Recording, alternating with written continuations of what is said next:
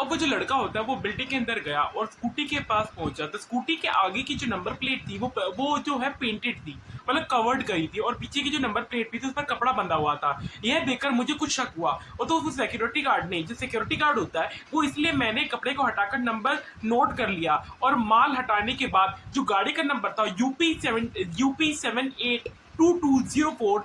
तब तक जो वो आ गया, तब तक वो जो आ गया था, हम फोटो खींचना चाह रहे थे मोबाइल से, लेकिन मोबाइल से मतलब जैसे उसकी फोटो जो थी ना, फोटो क्लिक करना चाह रहे थे, लेकिन हाँ, लेकिन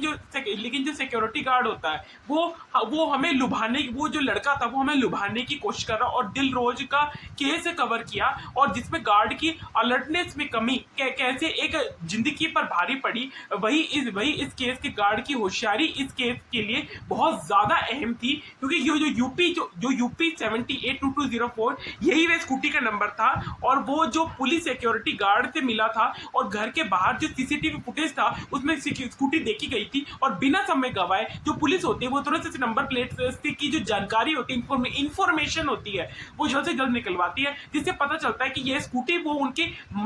जो माइंड में आती थी, और जो कोचिंग पढ़ने ये उनके हीरो जाती थी, और तो नंबर दिमाग से बसा हुआ था, और रचिता इस नाम की उम्मीद कुशाग के जो घर वाले होते हैं ये कभी नहीं की थी कि ये स्कूटी आखिर निकलेगी किसकी, क्योंकि रचिता ना सिर्फ कुशार की ट्यूशन टीचर थी, बल्कि उसका जो उनके परिवार के साथ एक फैमिली रिलेशनशिप था, फैमिली जो जैसे घरेलू संबंध था, वो जैसे काफी हद तक आया जाया करते, और काफी हद तक जो है ये आपस में कोलैबोरेट करते थे। तो ये जो स्कूटी होती है, ये स्कूटी उसके नाम पे रजिस्टर थी, और जैसे ही पुलिस को पता चलता है कि ये स्कूटी उसकी मतलब ट्यूशन टीचर के नाम पे रजिस्टर है, तो